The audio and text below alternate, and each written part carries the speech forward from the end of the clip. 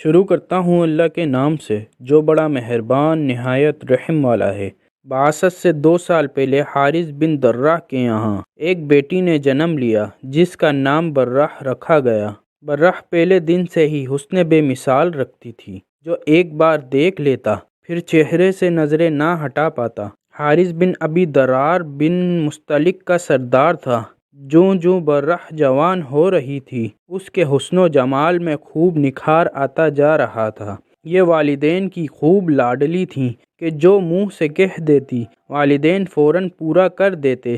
وقت بڑی تیزی سے برہ کو بلوغت کی سرحدوں کے قریب لے جا رہا تھا، اور پھر ایک دن بلوغت کی سرحد پر پہنچ کر اس کو عبور کر گئی۔ اب اس کے والدین اس کی شادی کی فکر کرنے لگے۔ برہ اب اس قابل ہو چکی تھی کہ اس کی شادی کر دی جاتی۔ انہی دنوں ایک روز جب حارث بن درار اور اس کی بیوی دونوں آپس میں بیٹھے یہی باتیں کر رہے تھے، قبیلے کا ایک مشہور شخص صفا آ گیا، جس نے ان سے برہ کو اپنے بیٹے مصافہ کے لیے مانگ لیا۔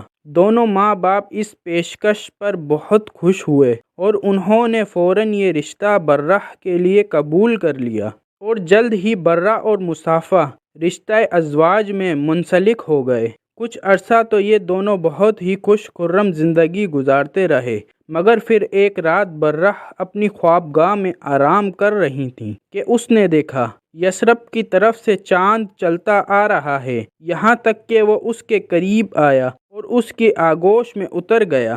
برہ نے اتنا ہی دیکھا تھا کہ فوراً اس کی آنکھ کھل گئی۔ وہ خواب کے بارے میں سوچنے لگی، اس خواب کی تعبیر کیا ہو سکتی ہے؟ یثرب میں تو اس وقت محمد صلی اللہ علیہ وآلہ وسلم کا دین عروج پر ہے، تو کیا یہ چاند محمد صلی اللہ علیہ وآلہ وسلم ہے؟ نہیں، ایسا نہیں ہو سکتا۔ میرا شوہر، میرے والدین اور میرا قبیلہ تو محمد صلی اللہ علیہ وآلہ وسلم کا بہت بڑا دشمن ہے، یہ کیسے ممکن ہے؟ برہ نے اس خواب کا ذکر کسی سے نہ کیا، مگر نہ جانے دل میں اس خواب کی کیا تعبیر لی اور مسکرا دیں۔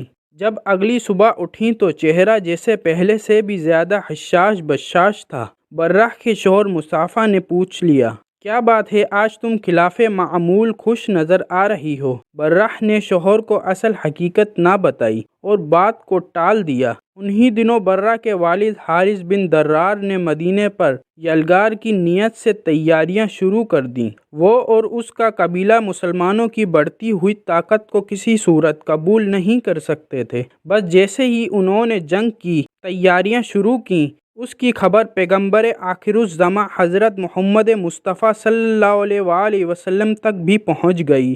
آپ نے قریباً 1000 مجاہدین کے لشکر کے ساتھ بنی مستلق کی طرف کوچ فرمایا، اور اس سفر میں آپ کے ہمراہ امیر المومنین حضرت عائشہ اور سلمہ بھی تھیں۔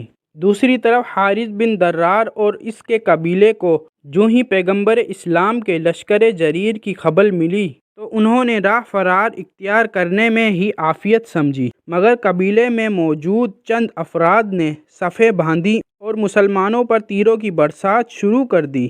انہوں نے خوب ڈٹ کر مقابلہ کیا، لیکن لشکر اسلام کے سامنے زیادہ دیر قائم نہ رہ سکے اور میدان چھوڑ کر بھاگ کھڑے ہوئے۔ ان کے 10 لوگ واصل جہنم ہوئے، جن میں برہ کا خاوند مصافہ بن صفان بھی تھا، اور 2000 اونٹ، 5000 بکریاں مال غنیمت میں ملیں، اور 200 گھروں کے کم و بیش 600 مرد، عورتیں اور بچے اسیر ہوئے، جن میں اہم ترین شخصیت رئیس قبیلہ کی بیٹی برہ بھی تھی۔ مال غنیمت کو مجاہدین میں بانٹ دیا گیا اور قیدیوں کو لوگوں میں تقسیم کر دیا گیا، اور برہ بنت حارث حضرت ثابت بن قیس بن شماس رضی اللہ تعالی عنہا اور ان کے چچا زاد بھائی کے حصے میں آ گئی۔ برہ نے حضرت ثابت سے کہا، میں مکاتبہ بننے کے لیے تیار ہوں، یعنی آپ جو رقم چاہتے ہیں میں آپ کو دوں گی، مگر اس کے بدلے آپ مجھے آزاد کر دیں۔ چنانچہ حضرت ثابت نے برہ سے کہا، ٹھیک ہے، آپ مجھے 9 اوقیہ سونا دے دیں، میں آپ کو آزاد کر دوں گا۔ اب یہ معاملہ تو طے ہوا، مگر برہ کے پاس دینے کے لیے اتنا سونا نہیں تھا۔ برہ نے سوچا، میرے پاس تو اتنا سونا نہیں ہے، کیوں نہ میں ان کے نبی کے پاس اپنی عرضی لے کر جاؤں بس برہ نے یہ سوچا اور نبی اکرم کے در اقدس پر جا دروازہ کھٹکھٹایا، یعنی برہ اب اپنے خواب کی تعبیر کی طرف بڑھ رہی تھی۔ امیر المومنین حضرت عائشہ صدیقہ رضی اللہ تعالی عنہا فرماتی ہیں، وہ نہایت حسین و جمیل دو شہزاد تھی، نگاہیں اس پر جم جاتی تھیں۔ جب وہ رسول اللہ صلی اللہ علیہ وآلہ وسلم کے پاس اپنی قسطوں کی ادائیگی میں مدد لینے کے لیے آئی اور جب وہ ہمارے دروازے پر آ کر کھڑی ہوئی تو مجھے بہت بری لگی، کیونکہ مجھے یقین ہو گیا کہ رسول اللہ صلی اللہ علیہ وآلہ وسلم جب اسے دیکھیں گے تو آپ کو بھی وہ چیز ضرور دکھائی دے گی جو میں نے دیکھ لی ہے۔ چنانچہ وہ کہنے لگی، اے اللہ کے رسول، میں حارث کی بیٹی برہ ہوں، میرا معاملہ آپ سے پوشیدہ نہیں، یعنی میں مفتوحہ قبیلہ کے قیدیوں میں آئی ہوں، میں نے اپنی آزادی کے لیے قسطیں مقرر کروا لی ہیں، میں آپ کے پاس اس لیے آئی ہوں تاکہ آپ میری مدد کریں۔ رسول اللہ صلی اللہ علیہ وآلہ وسلم نے فرمایا، تو تیرا کیا خیال ہے اگر تیرے ساتھ اس سے اچھا معاملہ طے ہو جائے؟ کہنے لگی، وہ کیا ہے؟ فرمایا، میں تمہاری قسطیں ادا کروں گا اور تجھ سے شادی کروں گا۔ برہ کو تو جیسے اپنے کانوں پر یقین نہ آیا، فوراً وہ خواب ذہن میں تازہ ہو گیا۔ برہ نے ایک لمحہ بھی سوچے بغیر کہا، مجھے منظور ہے۔